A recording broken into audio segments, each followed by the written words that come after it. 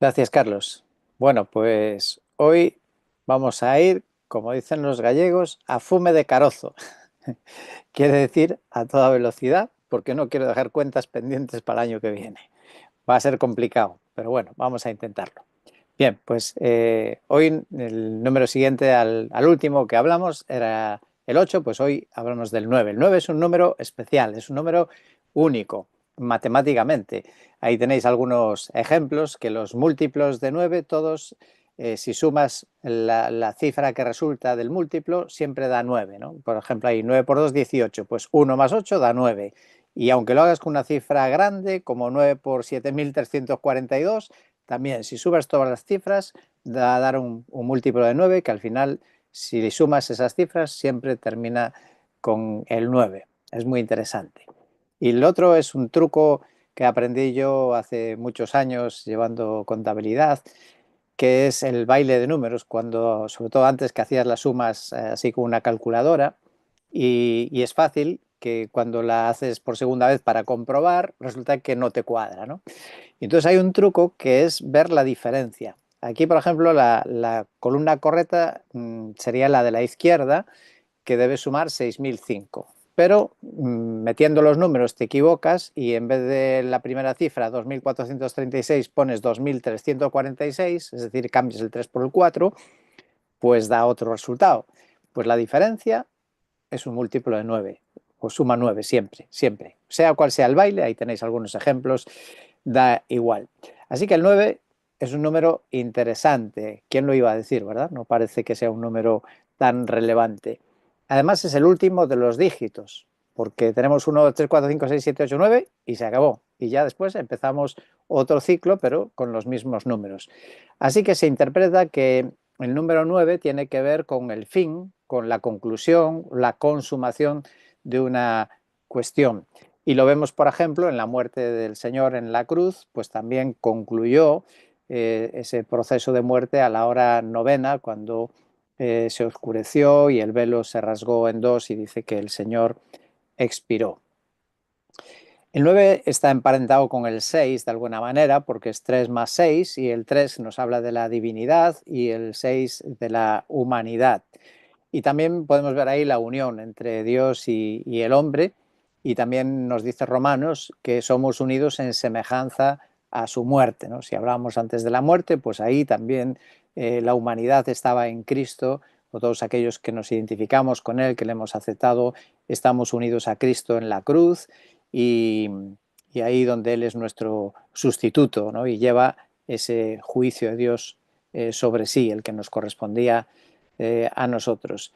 Y por lo tanto, como número que tiene que ver con el fin, con la consumación, pues también está relacionado con el fin del hombre que al final es el juicio, es un número que nos va a llevar al juicio.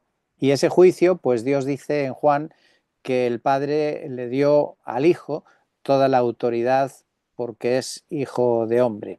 Y él ha establecido que va a juzgar al mundo por medio del hombre, por medio de Jesús. Por lo tanto, ahí está esa mezcla de la divinidad, la humanidad, el juicio, el final, parece que todo se une ahí. Y en hebreo, pues la palabra mira, que aparece en Hebreos, por ejemplo, 3:11, justo da el valor de las letras el 999, pues que sería la consumación en superlativo, es decir, el día de la ira de Dios. Y bueno, perdón que ahí puse mi ría, es mi ira, es un baile de letras. Pues nos habla de que la ira de Dios es la consumación, ese día de la ira será el día de la consumación del juicio de Dios. Así que el número 9 diríamos que es el número del juicio, el número de la consumación. Y bueno, pues hay, por ejemplo, pasajes como Egeo capítulo 1 que habla de 9 castigos que sufrió o que sufriría la nación de Israel, y podría haber otros casos más. Uno curioso es la ciudad de Jerusalén fue asediada 27 veces. 27 es un múltiplo de 9. Y esos asedios es evidente también que eran juicios divinos. Dios permitió aquello porque era un juicio. De todos esos 27 asedios, pues el número 10 fue Nabucodonosor y el número 20 Tito. y ambos trajeron la destrucción del templo a causa de fuego. El número 10, lo veremos en un momento, habla de completo, así que el juicio más completo de Dios contra Jerusalén con la destrucción de la ciudad y del templo, y uno de ellos Nabucodonosor, el número 10, y el doble del 10, el 20, con el general Tito. Y con el 7, pues también se pensó que debería haber algo especial, ¿no? En esta serie de 27 veces que Jerusalén fue asediada, pues alguno pensó, bueno, el 10, el 20 están ahí, ¿y qué pasaría en el 7, ¿no? O en el 14 o el 21? Pues lo que ocurre es que el séptimo asedio de Jerusalén y el decimocuarto y el 21º, esos tres fueron profetizados antes de que ocurriera. Y eso, pues jugando con los números, nos lleva a que si sumamos 7 más, que sería el 28, es decir, el futuro, el próximo asedio que pueda sufrir Jerusalén, pues también es un asedio profetizado, que está en las Escrituras, que Jerusalén será de nuevo rodeada de enemigos. Y ahí está el juicio de Dios, donde también quizá con ese último pues se concluirá todo el asunto y ya pues empezará una nueva relación de ese pueblo de Israel con Dios. El 9 también es 3 por 3, el cuadrado de 3, que habla de esa perfección divina, la Trinidad, la deidad perfecta, y se ha dicho que el número 9 podría representar al Espíritu Santo. Sabéis que en Gálatas capítulo 5 se enumeran las 9 características del fruto del Espíritu. Es un solo fruto, pero tiene 9 características. Y bueno, pues ahí también podría ser una referencia al Espíritu Santo. Con respecto al número 10, se dice que es el número completo, el de la plenitud, de la perfección, que comienza una nueva serie de números, ¿no? Empezamos con el 10, otra vez con el 1, 2, 3, añadido al 10. Y es la base de todo el sistema decimal, ¿no? Y completa un ciclo. Es curioso que en las costumbres judías era necesario completar el número 10 de personas para constituir una asamblea legal.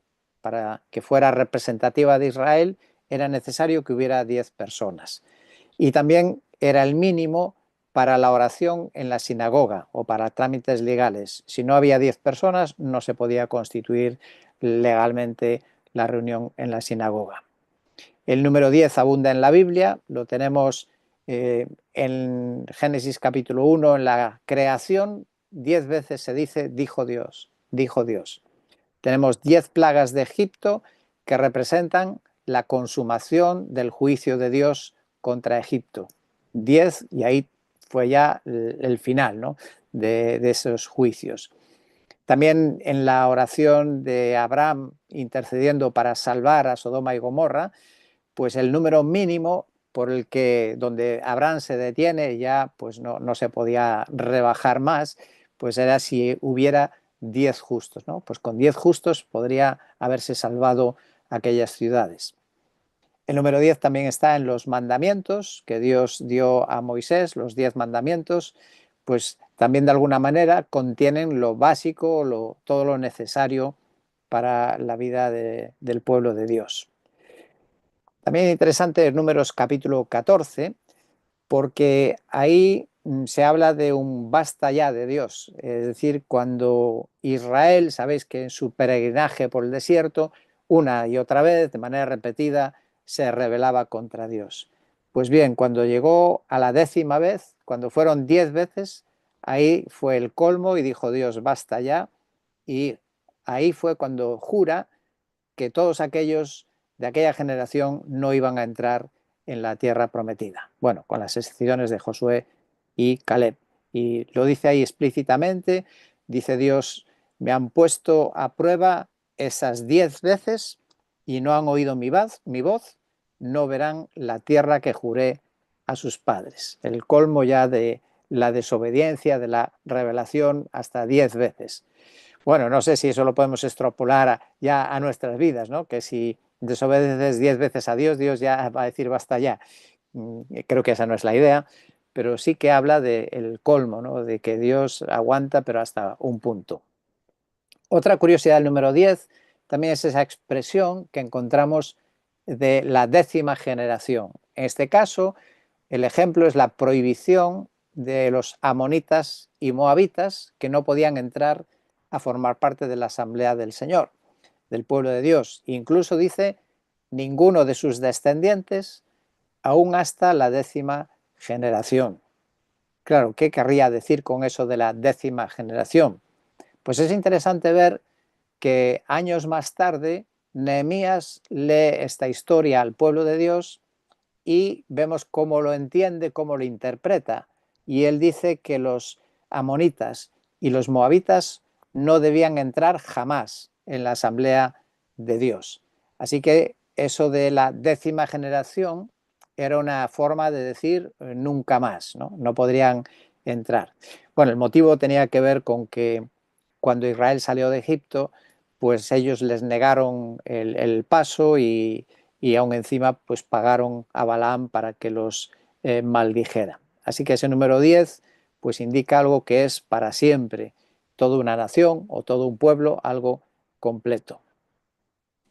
Y como no, el número 10 también lo tenemos en el tabernáculo, y en ese caso de una forma especial en el lugar santísimo. El lugar santísimo es un cubo de 10 por 10 y por 10, es decir, 10 de largo, 10 de ancho y 10 de alto. Así que el número 10 está ahí remarcado en ese lugar santísimo, en el lugar donde Dios manifiesta su presencia máxima en medio de su pueblo. También el 10 se relaciona con el diezmo, es decir, la 10ª parte de los ingresos que el pueblo de Dios tenía que entregar cuando cosechaban, o de los animales, que era la parte de Dios. En realidad, el diezmo significaba que representaba la totalidad, es decir, todo lo que yo gano, todo lo que yo recibo es de Dios, pertenece a Dios, pero evidentemente Dios me lo da para que yo pueda vivir, y entonces yo aparto esa 10ª parte, o los israelitas apartaban esa 10ª parte y se la entregaban a Dios, pero ese 10% representaban a la totalidad.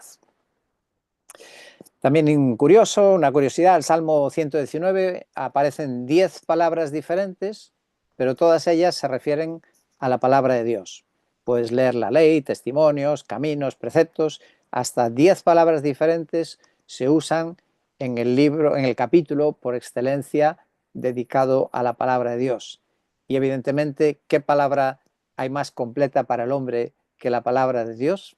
Pues ahí está, la palabra completa para el hombre. Y también el número 10 aparece de manera insistente en relación con el anticristo.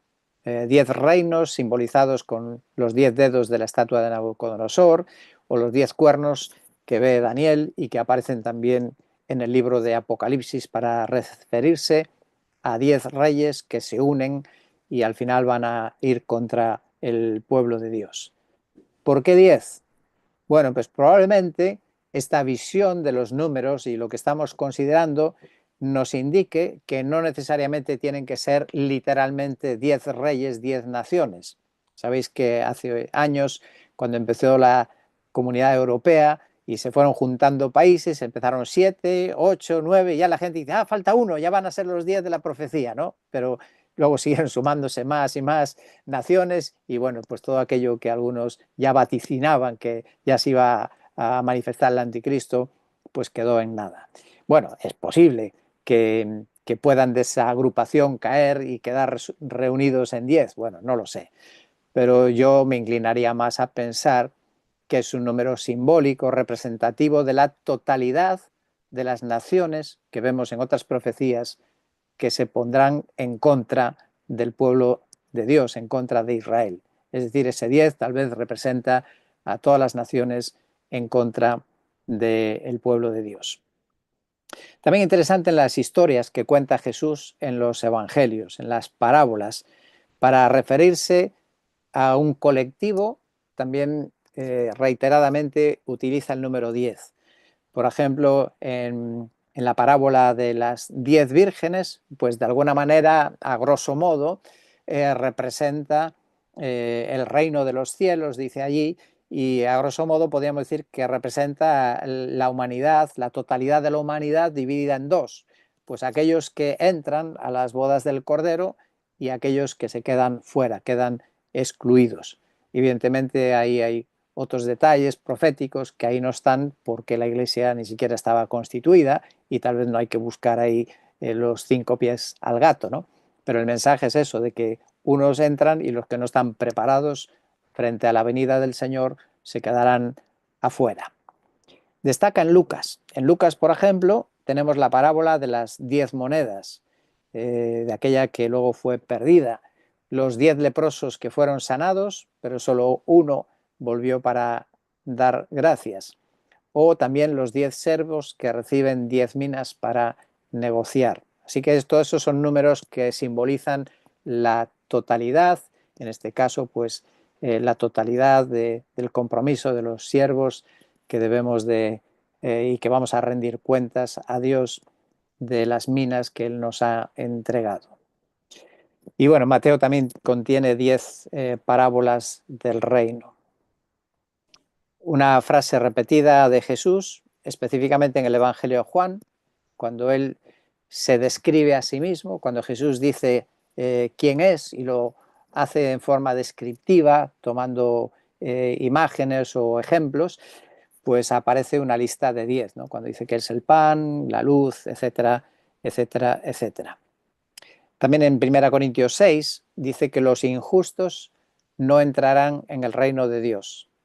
Y luego seguimos leyendo y enumera 10 tipos, 10 características, 10 tipos de injustos que existen en la humanidad, en la vida, en el mundo. Y finalmente el número 10, pues tenemos también en Romanos 8, muy interesante, las 10 cosas que no pueden amenazar la seguridad de un creyente. Hablando de nuestra seguridad completa en Cristo. Si estás en Cristo, estás completamente seguro. No hay nada que te pueda separar del amor de Dios. Muerte, vida, ángeles, principados, presente, porvenir, poderes, lo alto, lo profundo, ninguna cosa creada, no hay nada que al creyente le pueda alejar del amor de Dios. Qué buena noticia, ¿verdad? Algo completo, completamente seguros en Cristo. Hay algunas cosillas más con el número 10, como digo, es abundante en la Biblia, y podríamos concluir también con una pequeña aplicación, reflexión. Bueno, ¿por qué tendremos 10 dedos en las manos o por qué tendremos 10 dedos en los pies? Podríamos aplicarlo pues pensando en las manos que nos llaman al servicio completo al Señor. Dios te ha dado 10 dedos en tus manos para servirle de una manera completa y también 10 dedos en los pies que te permiten caminar para que camines con fidelidad, que camines por completo en la voluntad de Dios. Bien, pues este es el 10. El número 11. Número 11 habla de desorden o de imperfección. Por un lado es 10 más 1, si el 10 era lo completo, pues si le añadimos algo ya lo estropeamos, ¿no? Es una adición. O dicho de otra manera, también el 12, que es otro número de la perfección del gobierno divino, si le quitas 1, pues será un gobierno imperfecto. Así que el 11 habla de eso, de desorden, desorganización, desintegración. Y en la Biblia pues hay algunos casos, ¿no? Destacan, por ejemplo, de los hijos de Jacob, que fueron 12, pero aparecen 11 con frecuencia. 11 fueron nacidos fuera de la tierra prometida. 11 son las estrellas, es decir, los hermanos de José, que él vio que se inclinaban hacia él. Y 11 fueron los que quedaron cuando al padre le comunican que José, pues cuando lo habían vendido, le dijeron que lo había despedazado alguna fiera, ¿no?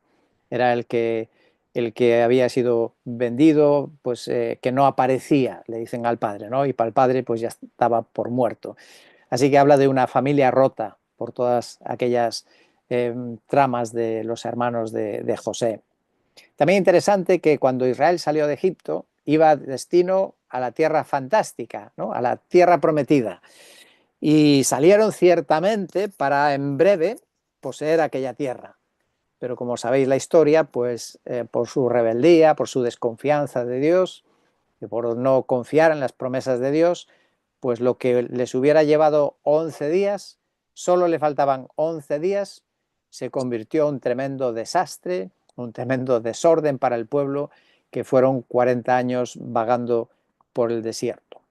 Quizá como curiosidad, pues un par de reyes rebeldes de Israel reinaron durante 11 años, y de ellos el primero, Joacim, él vivió el inicio de la desintegración que trajo Nabucodonosor a la nación de Israel, y el último, Sedequías, el segundo, pues vivió el fin a ese gobierno de Israel ya cayendo en manos de Nabucodonosor.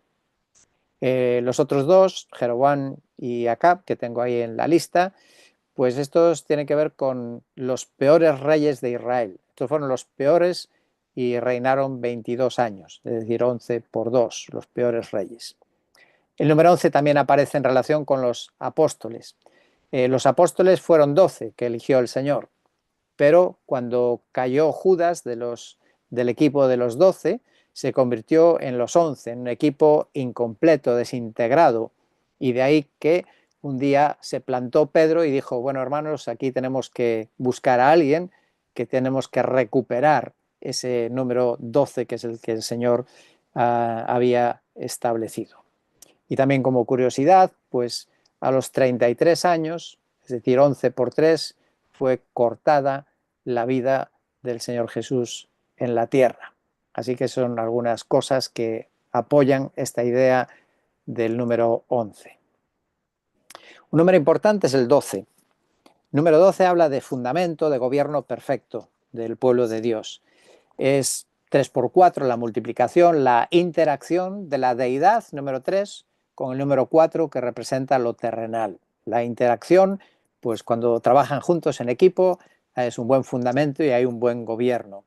Y ahí encontramos el número elegido para las tribus de Israel. Dios diseñó así que la base de Israel fueron 12 tribus.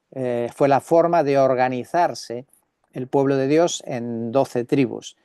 Y es hasta tal punto que cuando en un momento de la historia Dios decidió separar una de las 12 tribus, es decir, la tribu de Leví, Dios la separó para una función especial de servicio, pues ¿qué hizo? Pues se dividió la tribu de José en dos, es decir, sus dos hijos, para conservar, para mantener el número 12. Se ve claramente que era importante conservar ese número 12. Luego, a lo largo de la escritura, aparecen varias listas de las 12 tribus de Israel, y por razones diversas, que ahora no vamos a parar en ellas, pues se varían algunos nombres, como explicamos ahora el caso de la sustitución de la tribu de Leví, pero siempre, siempre se conserva el número 12.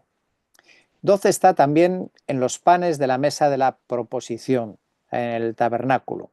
Era el pan del rostro, se traduce literalmente.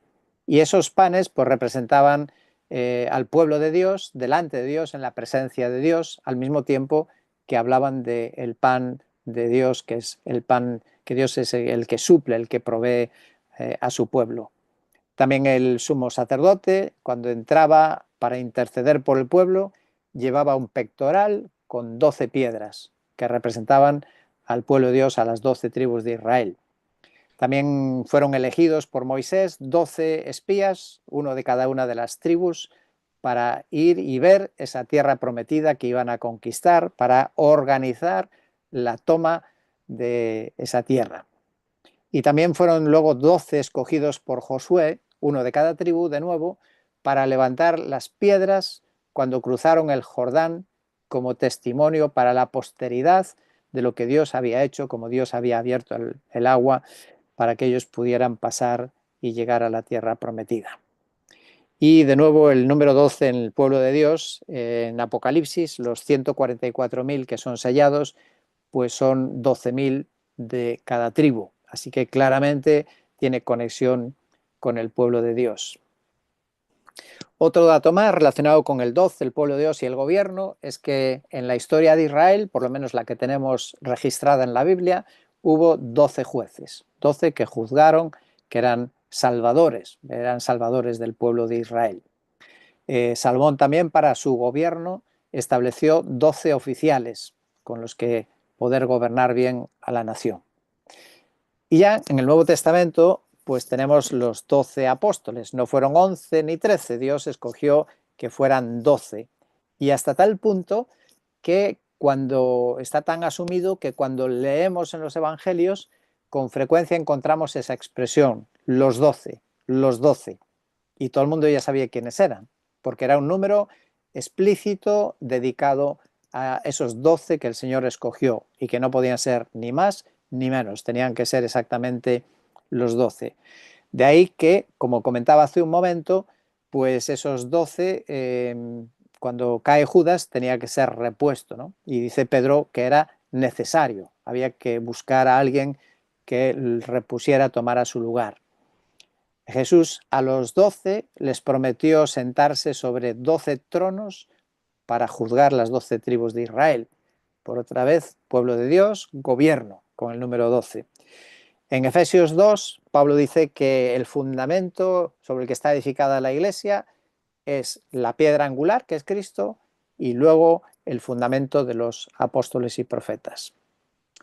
Y también, curiosamente, el inicio de la iglesia fue con aquel grupo reunido en el aposento alto, que eran 120, y luego el primer día de predicación se convierten 3.000 personas que van a constituir la iglesia en Jerusalén. Y ese 3.000 pues, es un múltiplo de 12. El número 12 también aparece en el cielo, en la Jerusalén celestial, la ciudad de Dios. Dice que hay 12 puertas con 12 ángeles, tiene el nombre de las 12 tribus de Israel y las 12 puertas son 12 perlas. Y al mismo tiempo tiene 12 cimientos y los 12 cimientos están señalados con el nombre de los 12 apóstoles. Así que ahí tenemos el pueblo de Dios del Antiguo y del Nuevo Testamento fundidos en la ciudad celestial.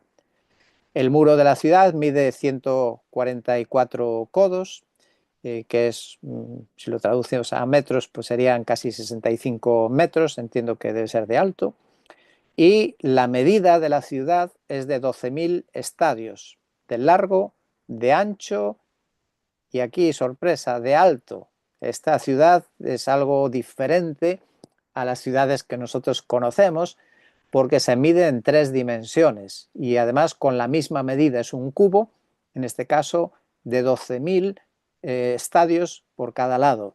Bueno, solo por traducirlo a una medida que nosotros entendamos, cada estadio son 180 metros, con lo cual estamos hablando de unas dimensiones de alto, de largo y de ancho de 10.077 y pico millones de kilómetros, ¿no? O sea que una cifra realmente impresionante de kilómetros cúbicos que ocupan la Jerusalén celestial. Y aquí llegamos a otro tema repetido en Apocalipsis, que son los 24 tronos y los 24 ancianos. Bueno, parece que lo podríamos conectar, ¿no?, con los 12 tribus y 12 apóstoles que formarían una representación del pueblo de Dios, del Antiguo y del Nuevo unidos, que adoran y alaban a Dios. Aunque propiamente creo que sí que tiene razón Bullinger cuando habla acerca de este número, y dice más que eso, quizá hay que ver que son seres simplemente angélicos que lideran el culto celestial.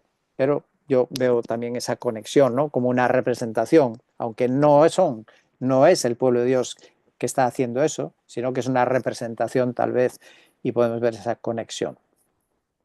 Bueno, hay más menciones como los 12 personas que fueron ungidas en la Biblia y 12 legiones de ángeles que dijo el Señor que estaban a su disposición en Getsemaní.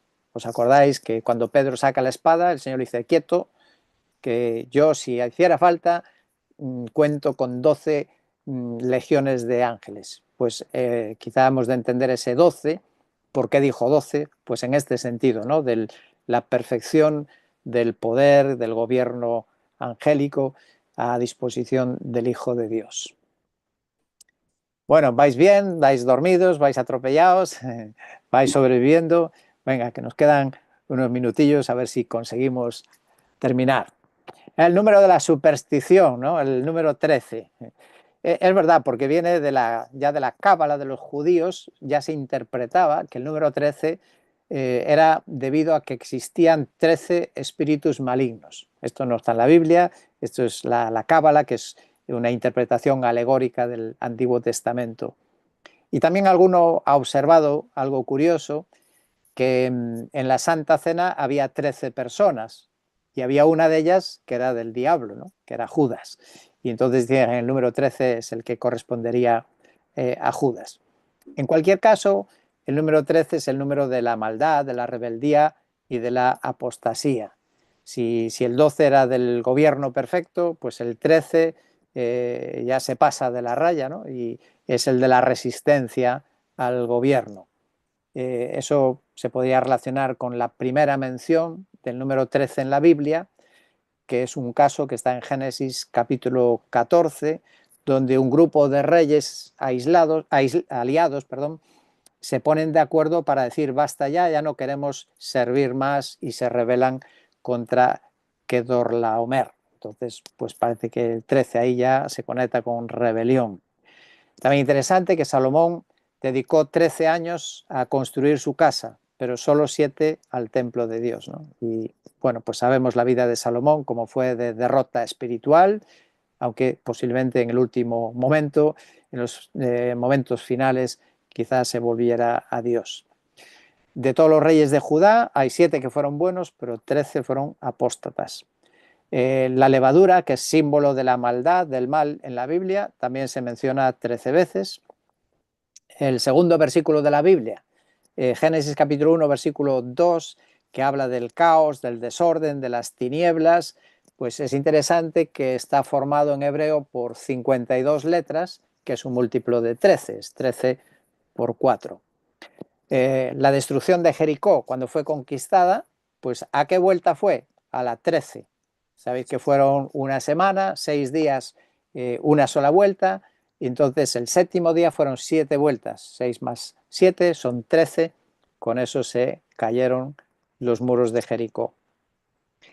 13 también tiene que ver con el tiempo que duró la rebeldía, las consecuencias de la rebeldía de Israel. Separado de Judá 390 años, que es un múltiplo de 13.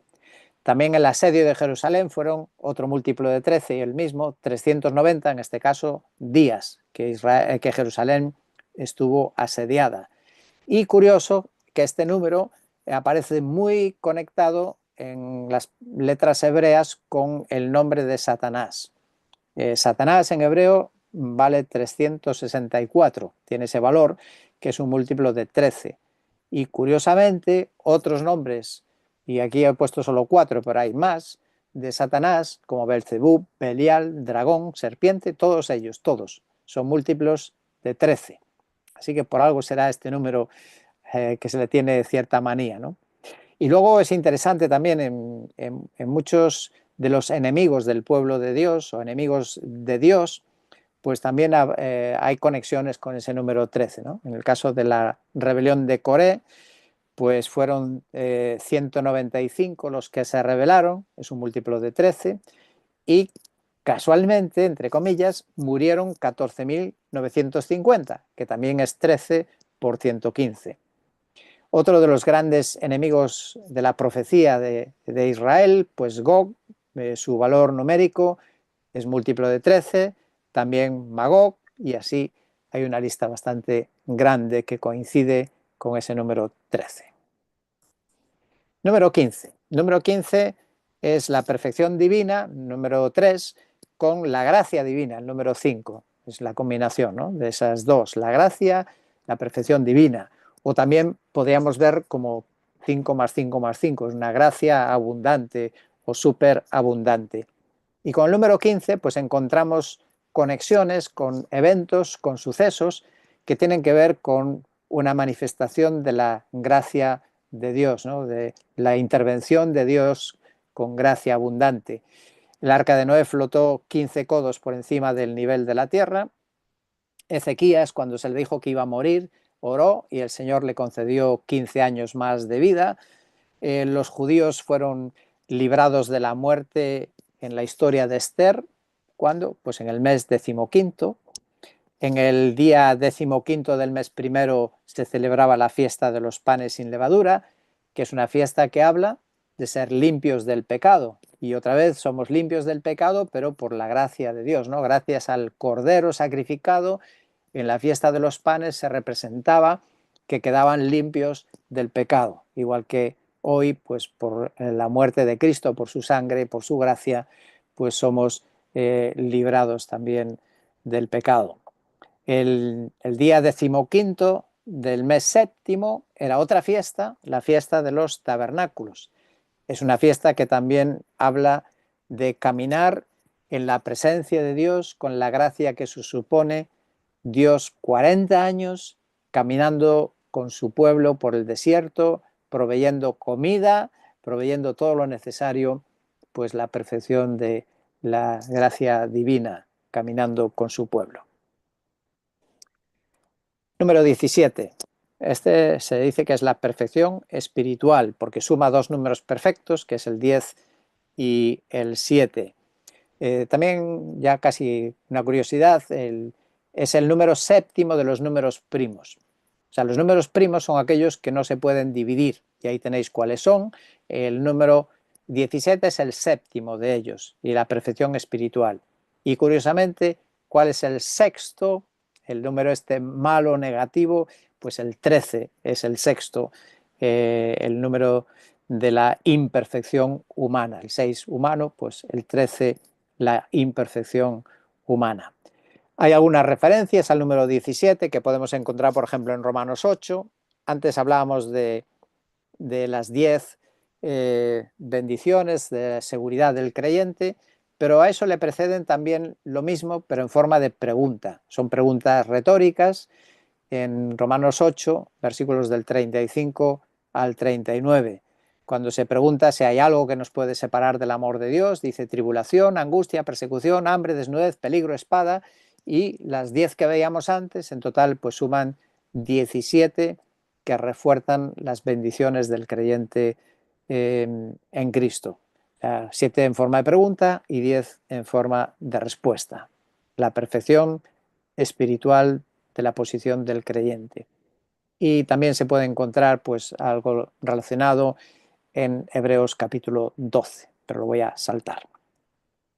Número 20. Número 20 pues sería el número de la aptitud y de la responsabilidad. ¿Por qué? Pues porque eran los censados, se contaban a partir de 20 años para trabajar en la construcción del tabernáculo. A partir de 20 años eras apto para trabajar. También eran los aptos para ir a la guerra, Números capítulo 1.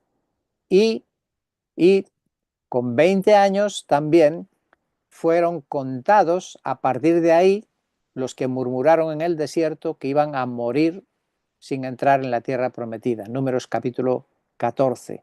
Entonces, a partir de 20 años, los menores de 20 se libraron, pero todos los mayores de 20 años murieron en el desierto, responsables por haber murmurado contra Dios. Así que es el número de la aptitud o de la responsabilidad. Algunos también han visto el número 20 en algunas expectativas, ¿no? La expectativa de Job para casarse, tuvo que esperar 20 años para casarse y tener propiedades. El arca del pacto, cuando lo devolvieron los filisteos, y sabéis que hubo miedo de llevarlo a Jerusalén y quedó en Kiriat Jearim, y hubo 20 años que estuvo allí sin que pasara a su lugar, a ocupar su lugar en Jerusalén. Y también Jeremías pasó 20 años profetizando la conquista y la destrucción de Jerusalén. Así que el número de aptitud y de responsabilidad. El 30 es el número del servicio. Era la edad a la que empezaban el servicio los levitas. Cuando cumplían 30 años, podían empezar a funcionar. Así que el servicio se tomaba en serio, ¿no? Que cuando ya tenían una cierta madurez. Con 30 años inicia el reinado del rey prototipo de Jesús por excelencia, que es el rey David, y Jesús también comienza su ministerio con ¿cuántos años? Con 30 años también. Interesante, ¿verdad? Que Jesús, perfecto, sin embargo, no inició su ministerio público hasta los 30 años, a partir de su bautismo. Número interesante también, la Biblia 40, que este también se ve con claridad, es el número de la prueba, o del examen, o del ensayo. y ahí es donde, bueno, pues el 5 habla de la gracia de Dios, el 8 de una renovación, de un avivamiento, de algo más completo. Entonces, la gracia que lleva a la renovación en las pruebas, el propósito de las pruebas es renovarnos y fortalecernos, llevarnos a una renovación, a un avivamiento. Y el número 40 en la Biblia pues aparece en muchos lugares. El diluvio duró 40 días, Israel estuvo 40 años en el desierto, la vida de Moisés se divide en 3 etapas de 40, como se ha dicho muchas veces, 40 años en Egipto creyendo que era alguien, 40 años en Madián como pastor de ovejas aprendiendo que no era nadie, y luego finalmente 40 años de servicio como caudillo de Israel siendo realmente alguien. 40 fueron los espías que pusieron a prueba la fe de Israel, porque trajeron noticias de la tierra prometida y al final pues no superaron esa prueba, Israel no la superó y no confió en la promesa de Dios. 40 días Elías escapado en Horeb, huyendo de Jezabel, deseando morirse, pero ahí Dios vino en su auxilio y le levantó de esa situación difícil de prueba. 40 días Jonás predicando a Nínive para darles una oportunidad. Y